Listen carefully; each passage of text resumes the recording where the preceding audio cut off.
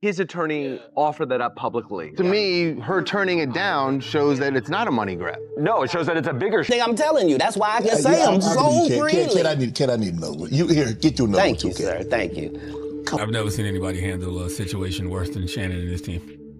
Like this is, they just handled it wrong from the beginning, from the whole beginning. Yeah. Come on. How does a Hall of Fame legend crash from NFL glory to a messy firing at ESPN? That's the burning question, blowing up social media group chats and echoing in industry boardrooms. Shannon Sharpe's world flipped upside down less than 2 weeks after he quietly settled a $50 million civil case over explosive allegations. And just like that, the 3-time Super Bowl champ got shown the door by the biggest sports network in the game.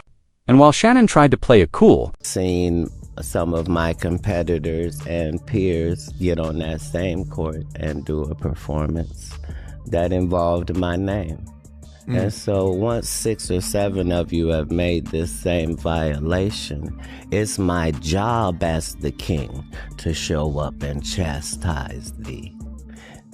This is my job. Cracking jokes on his Nightcap podcast about light pockets and nudging Ocho to pay him back. The timing couldn't be worse. He never even mentioned the lawsuit by name, but he didn't. It was the exclamation mark on a jaw-dropping spiral. What started as whispers turned into a full-blown storm in record time. A young woman, over 3 decades his junior, hit him with accusations of misconduct and threats. If you're following this drama, make sure you subscribe now so you don't miss the next twist. Shannon's legal team called it a shakedown, even revealing he had offered at least $10 million to keep private details out of the headlines. But the headlines didn't wait. And neither did ESPN, when his brother Sterling got inducted into the Hall of Fame just days later. Shannon's scandal was the shadow that stole the spotlight.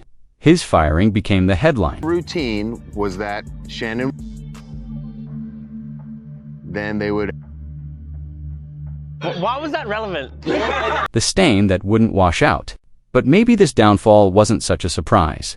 Maybe the warning signs were flashing long before lawyers or ESPN got involved. And those signs, they weren't in courtrooms. They were on comedy stages and talk shows. 2 voices in black entertainment, Katt Williams and Monique, had already sounded the alarm. Loud, raw, and unfiltered, they weren't afraid to call it like they saw it. When people are against the Illuminati, then they get punched in the face all the time. The press hates them, and nobody likes them. And now, looking back, their words feel like sirens. Everyone ignored. Katt especially saw it coming, almost like he had the script in his hands. In his now infamous Club Shay Shay interview, the one with over 80 million views, Katt didn't just trade shots or crack wild jokes, he broke it down. He warned that older black men climbing the money and status ladder were being drawn into toxic relationships with younger white women. He called it a setup, a pattern, something designed to lift you up just so it could crush you later. Because P. Diddy be wanting the body. And you gotta tell him no. You got to tell him no. I did. A lot of folks brushed him off, saying it was just Katt being Katt. But in hindsight, his words hit different when he joked, P. Diddy be wanting to party and you got to tell him no. It sounded playful. Now it feels cold and calculated, like he was laying out a blueprint, and Shannon, he walked right into it.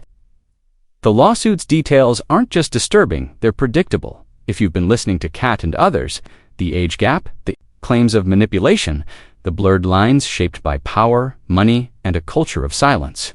This wasn't new. Essence from Atlanta, him refusing to look at the evidence just gives me the impression that he wants plausible deniability, and maybe the evidence should be released so that way he does not deny his actions. I mean, if that was me, I would definitely want to look at the evidence to see what I did and did not do so I can maintain my innocence. This was textbook, and Hollywood history has shown us straps like this always spring shut sooner or later. Monique had her own warnings. For years, she's been the voice nobody wanted to hear, the one telling hard truths in a business allergic to accountability. Power and romance can be explosive when the man in power refuses to see the danger ahead. She's that auntie in the corner telling you what you don't want to hear. That attention isn't love. That indulgence brings exposure. And that no man, no matter how famous, is untouchable if he lets the wrong person in.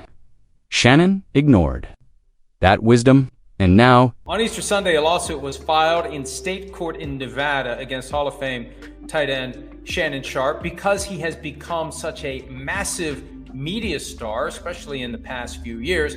The lawsuit is going to attract. and let's not pretend money doesn't matter here. Shannon was on the verge of building an empire. His Club Shay Shay podcast was blowing up. The Katt Williams episode alone reportedly pulled in more cash than any single NFL season he ever played. He even hinted it brought in more than $6 million. Flashing a rare green-faced John Mayer Rolex worth around $70,000. Grinning at Ocho Cinco like a man who knew he was stacking millions from streaming. But now that empire is shaking, his reported $100 million podcast deal was supposedly just within reach right before the lawsuit hit like a wrecking ball. Shannon Sharpe says he's temporarily stepping away from ESPN in the wake of a $50 million lawsuit accusing him of rape. A woman filed suit against Sharpe on Sunday, accusing him of raping her. And here's where things take a darker twist. Some insiders are whispering this wasn't just about Shannon's reckless moves. They're calling it a coordinated hit. The so-called Illuminati setup theory is creeping back into the conversation. Its shadowy fingerprints traced across nearly every high-profile celebrity implosion of the last decade. They say Shannon Sharpe climbed too fast, too independently, and way too far outside the system's grip. His partnership with Colin Cowherd's The Volume, his bold Club Shay Shay plays. His unapologetic takes on black culture, sports, and power structures was he simply becoming too big to control. Shannon Sharpe. So you guys remember that video that Shannon Sharpe was saying was going to release? Yes, that it did. No. Oh. A rising star allegedly got dismantled the second they moved without permission. Look at the B for his most chaotic public spirals. He talked about handlers and warned of planned takedowns. And who did Katt Williams call out by name during his now legendary Club Shay Shay appearance long before federal agents swarmed Diddy's mansions? Katt didn't just toss shade, he dropped a file. So when he hinted that chasing influence in a white-dominated ecosystem could end with betrayal and scandal, it wasn't just for laughs, it was a forecast. Shannon either missed the memo or thought it didn't apply to him. Maybe he believed he was too sharp, too disciplined, too media-savvy to get caught slipping. This was a man who kept his image clean for over a decade on TV, transforming himself from flashy NFL star. That's how we found out about the lawsuit against Shannon Sharpe. Now, this one has some very strong allegations: sexual assault, sexual battery, assault and battery, intentional infliction of emotional distress. The full components obviously give it greater gravity than a car accident or any case based on some sort of negligent slip and fall, something like that, where someone was just being careless. Into a respected commentator on serious topics. But the illusion of control shatters quick when a $50 million lawsuit lands, paired with two accusers, decades of alleged misconduct, and the sudden appearance of intimate audio. Staged, consensual, or coerced, it doesn't matter. The optics are king, and optics just flipped the script on him overnight. Now he's scrambling. For damage control, his legal team is calling it textbook blackmail, claiming it was all role-playing, insisting the relationship was fully consensual. But the internet never forgets. Old clips from his Instagram Live slip-up where viewers heard what sounded like a private Momatar resurfacing, and not in his favor. Add whispers of past settlements, including one buried story about a physical altercation with a female FS1 production assistant, and suddenly this looks less like a one-off scandal and more like a pattern. And if you buy into the whispers, it was the bag being yanked right out of his hands by people who never wanted him holding it. We've seen this movie before. Reports that video will not be released. Attorney Tony Busby came out and said that they are not planning to release that video, how they were dropping audio, because it's a very strong point of their evidence in this case, and they're going to keep it and use it as such. Court. Yeah. Now, that is interesting because Shannon Sharpe, remember, he kept saying he believes the video was going to come out. He believes the video was going to come out. So there's been a change.